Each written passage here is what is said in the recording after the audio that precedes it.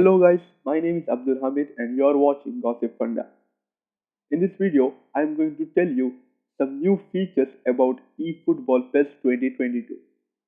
So let's start without wasting any time. First feature, name changed. Konami had changed their name from eFootball PES 2021 to eFootball 2022. Second feature, players control. Now, players will be able to control its strength of kicking the ball as well as determining its dribbling speed. Third feature, Android players.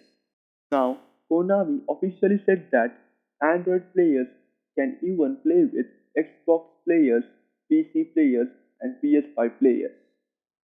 Fourth feature, Android versions release date. Now, Konami officially said that they will be releasing their game of Android versions on earliest November. Fifth feature, new ambassador.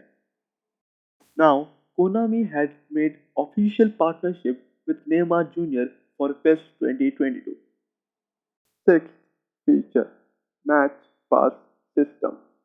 Now, Konami had made match pass system. So from this, we can claim more exciting rewards. Seventh feature, improved graphics and gameplay.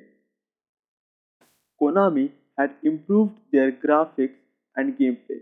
So now their graphic will be HD and their gameplay will be so smooth.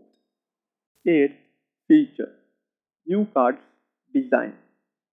So cards designs are extremely awesome and Konami had made their cards extremely good quality.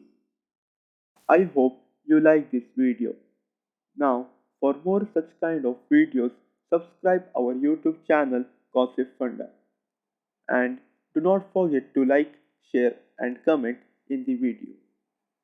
Thank you for watching Gossipfunda.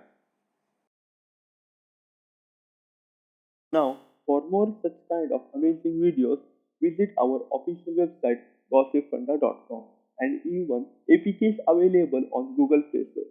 So you can download it from Google Play Store or you can download it from gossipfunda.com. Thank you for watching this video.